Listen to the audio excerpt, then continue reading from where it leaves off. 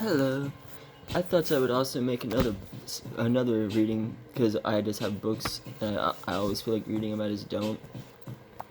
This is the history of farting, and well, honestly, every page is like completely different, so like it doesn't really matter where I like go in. But yeah, this is the front page. So yeah. The royal fart. The story goes that Edward de Vere, 17th Earl of Oxenford, knelt in front of Queen Elizabeth I and let rip with a huge fart. He was so embarrassed that he exiled himself from court for years. He felt brave enough to return when he was spotted by the good queen, who said, "Come forward, sir. We have forgiven you the fart." I feel like I already read this one before. Oh, D. The dog did the fart. We all know dogs fart, particularly when they're in front of the fire. It's natural enough. They're usually there after their evening meal, and the warmth of the fire gets the digestive system bubbling along. Dogs are too nice to get much pleasure out of farting in front of the fire, but they get a bit upset when they're kicked outside into the rain and cold, particularly when they haven't done it. Particularly when it's the beer-filled lout on the couch watching television who says it was the dog. Real dogs' farts can be fairly foul, but so is the behavior of those who blame their own farting on a man's best friend. Please be nicer to dogs. Dogs are people too, you know. Dad, don't blame the bloody dog, Dave. Dad. No, Dad. Dave, no, Dad. Fuck, I said it wrong. Let's see.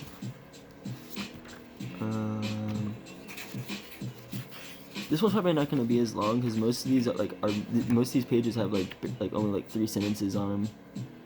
I'm trying to find an interesting one. Oh, the German fart.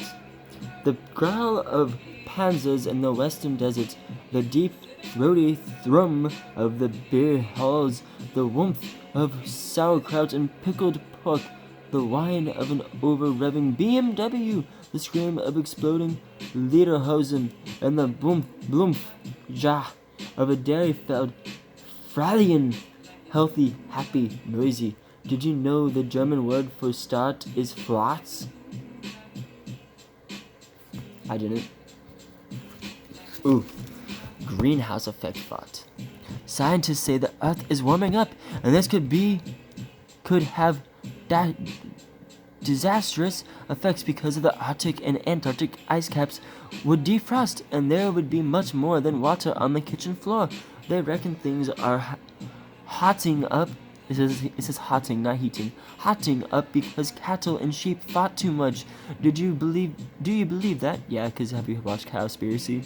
Imagine the Martians looking down in a few million years and saying, "There goes Earth, farted to death by those silly-looking sheep." In fact, the CICERO has done a lot of work on animal farts and reckons that methane produced by cattle and sheep provide only 1/3 of the 8.3 million to 11 million tons of gas released from Australia into the atmosphere each year. So there.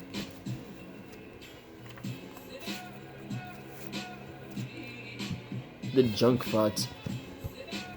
Once known as the fish and chips fart, the pie and pasty with sauce fart, or the jellied ale fart, it now erupts upon us in many modern guises. It's the steamed demi fart, the taps bar fart, the take away Vietnamese fart, the savory and bitter on a stick fart, the curly puffed fart, and the McDonald's fart. Oh my god, I keep saying that. Highly processed and brightly packaged, it is a destroyer of the heritage fart.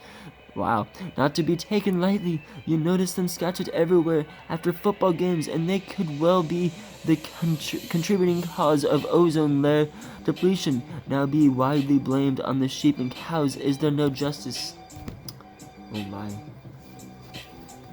What else we got in here? I don't know how to. I think this is licorice or licorice.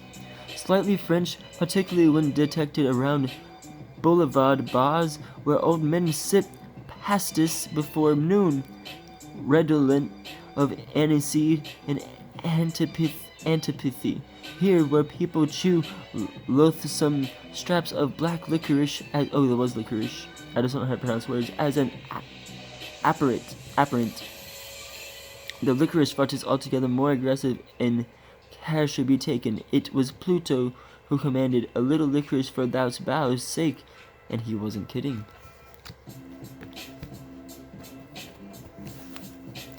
The life be in it fought. One of the few real farts given government sponsorship. Fart good, feel good is a motto.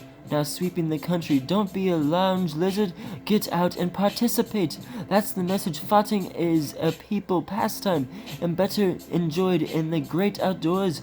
Why fart in the sitting room when you can fart in a 5,000 square kilometer national park? Think big. Don't you want everyone to hear it? I'm a legendary farter. I just let it go. No, maybe not. I almost pooped, but whatever. The ping pong fart. The ping pong fart is essentially an audio fart, humming as a progression of hollow sounding, almost onomat. I don't know how to say that word. Onomatopoeic. Pings and pongs like a ping pong ball, bouncing across a table and finally falling to the floor. It is therefore a so it's like whenever you fart a whole bunch at once. Multiception fart, which makes it fairly rare and sought after by specialists in the field. It is thought to have been discovered in China by President Nixon. Nixon went to China? Oh yeah, right, the deal. No mean farters himself. See the presidential fart, which is the next page. The presidential fart. Peter the Great of all the Russians is said to have been a prodigious farter, but modern leaders of the American persuasion have also developed reputations as flatuous fiends. We have just mentioned Richard Nixon and his alleged discovery of the ping pong fart.